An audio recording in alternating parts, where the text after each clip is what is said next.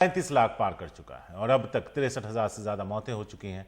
लगातार 26 दिन से भारत में सबसे ज्यादा मामले हैं। बिल्कुल, और अगर कल की बात करें 24 घंटों में 78,761 नए मामले सामने आए, 948 लोगों की यहाँ पर मौत हुई। हम रुक कर रहे हैं हमारे सहयोगी शरद शर्मा का। शरद, यहाँ पर एक बार अब ये बात भी उठने लगी है कि क्या हम दूसरे फेज में एंटर करने लगे हैं? क्या स्वास्थ्य मंत्रालय का यहाँ पर कहना है, क्योंकि मामले जो हैं लगातार बढ़ते जा रहे हैं और कल से हम अनलॉक 4 की तरफ भी बढ़ रहे हैं।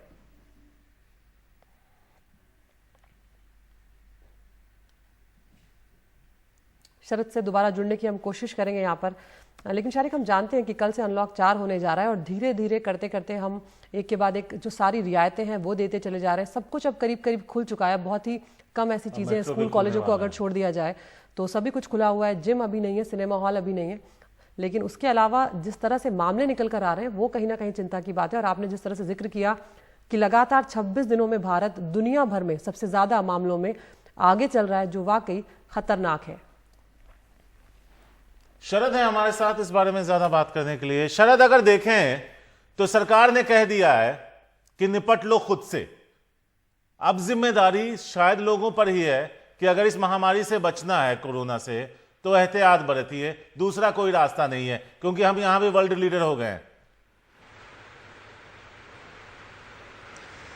शारिक, ये आज नहीं कहा है, बल्कि आप ये मान के चलिए कि जब से अनलॉक हुआ था, लॉकडाउन लगातार चला, मार्च के आखिरी में लगा और अप्रैल मई पूरे लॉकडाउन रहे।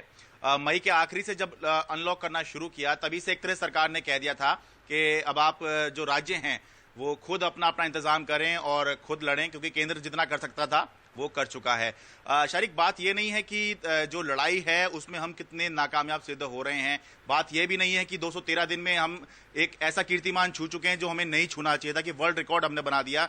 दुनिया में कभी इतने मामले नहीं आए जितने भारत में आ रहे हैं। और इन दिनों हालात ये हैं शारिक कि जो अमेरिका, जहां सबसे ज्यादा मामले रिपोर्ट हो रहे हैं, उनसे भी डबल, 2 गुने मामले इंडिया में रिपोर्ट हो रहे हैं। कल अगर 44,000 अमेरिका में थे तो 78,000 नए मामले भारत में रिपोर्ट हुए हैं। लेकिन बात यह है कि ये वायरस नया है और हम ये मानते हैं कि सरकारों को इसका आइडिया नहीं था कि इससे कैसे लड़ा जाए। लेकिन फिर भी हम ये जरूर मानते हैं कि जो पॉलिटिकल लीडरशिप है उसको सामने आकर लोगों को बताना चाहिए कि अभी हालात क्या हैं और कब तक हम रिकवर हो जाएंगे। हालांकि कल ही जो देश के स्वास्थ्य मंत्री हैं डॉक्टर हर्षवर्धन, उन्होंने ये उम्मीद जताई है कि दिवाली के आसपास कोरोना पर अच्छा खासा कंट्रोल करने की स्थिति में हम आ जाएंगे। लेकिन इस बात पर भरोसा कैसे हो, क्योंकि हम देख रहे हैं कि मार्च अप्रैल के महीने में हम ये सुनते थे कि जब गर्मी बहुत ज्यादा हो जाएगी मई जून के महीने में, तब ये वायरस कंट्रोल में आ जाएगा, लेकिन तब भी बढ़ता रहा।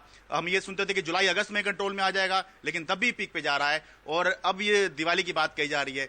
तो कह जरूर रहे हैं सरकार की तरफ से, लेकिन भरोसा नहीं हो रहा है। और जब भरोसा नहीं होता है तो स्थिति जो होती है उससे भी ज्यादा खराब नजर आती है। और भरोसा नहीं होने के लिए हमारे पास आंकड़े हैं, जिस तरह से रोज आंकड़े निकल कर आ रहे हैं, और यही वजह है कि कहीं ना कहीं भरोसा नहीं हो पा रहा है।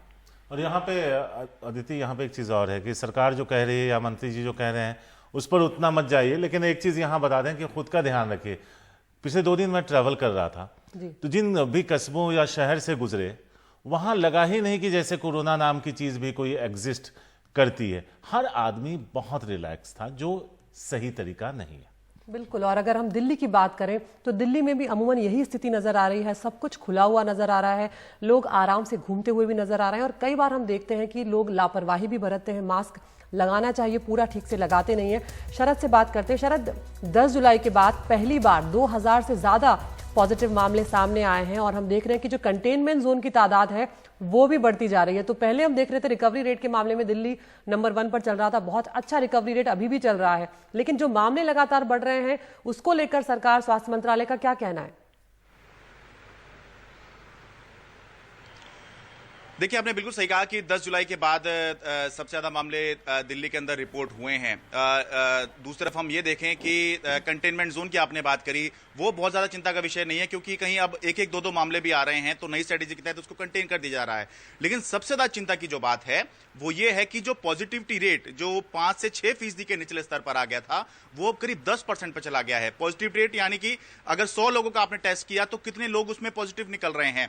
तो ये इसलिए इंपॉर्टेंट होता है कि कई बार आप ज्यादा भी टेस्ट कर देते हैं तो कहीं उसका मतलब ये ना निकल आए कि ज्यादा टेस्ट कर दिए तो केस भी ज्यादा हो गए। तो पॉजिटिविटी रेट से पता लगता है कि संक्रमण किस रफ्तार से बढ़ रहा है। तो संक्रमण जो है वो अच्छी खासी रफ्तार से अब बढ़ता हुआ दिखाई दे रहा है। हालांकि ये उतना नहीं है जितना एक समय में हो गया था, लेकिन एक बार फिर से ये बढ़ता हुआ दिखाई दे रहा है।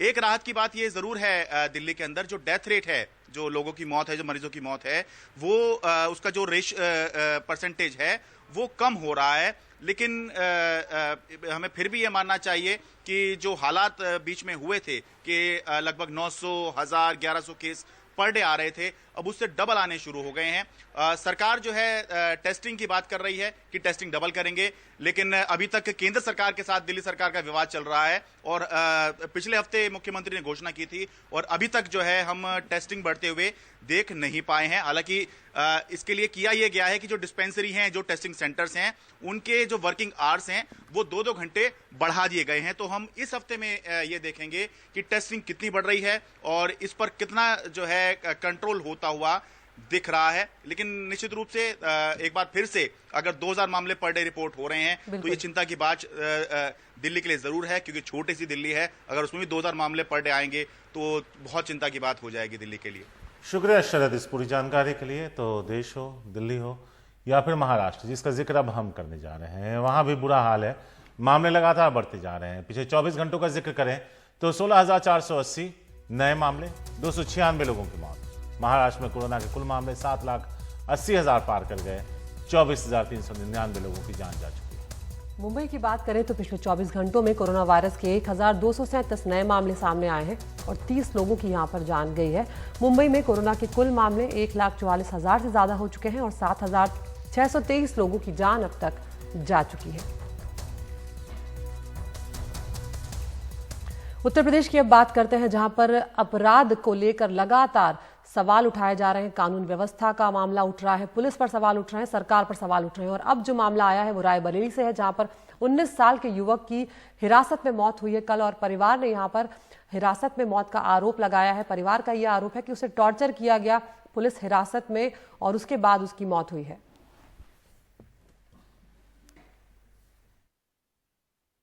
गाड़ी की चोरी में वहाँ पूछते रहे कि चाबी कहाँ है, चाबी कहाँ है, वहाँ पूछ रहे हैं। उसके बाद बहुत मारा पीटा है और वहीं उसके बाद मोहित को भी हमारे बहुत मारा है। वही मतलब थाने में वो मर चुका है, थाने में बहुत मारा है उसको, थाने में वो मर चुका है।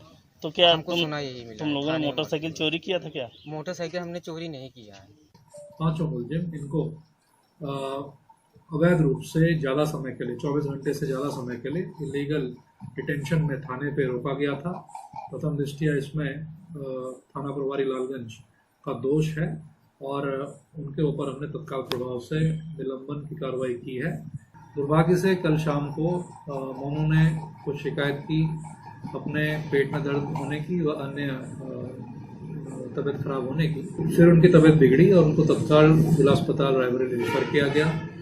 8:30 बजे जिला अस्पताल पहुंचे, वहाँ डॉक्टर्स ने उनको डायग्नोज किया और उनके जो प्राथमिक सिम्टम्स थे वो निमोनिया के थे, फीवर के थे और ऑक्सीजन लेवल उनका काफ़ी कम था, लगभग 30-40 के बीच में ऑक्सीजन लेवल था।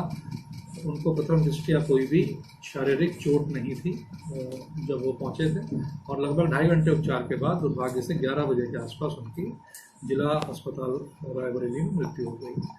तो पुलिस अपनी सफाई दे रही है। वो कह रही है कि पुलिस ने टॉर्चर नहीं किया, लेकिन ये माना कि जो हिरासत थी वो गैर कानूनी थी। अब वहाँ के एसएचओ को भी सस्पेंड कर दिया गया। वक्त एक छोटे से ब्रेक का है।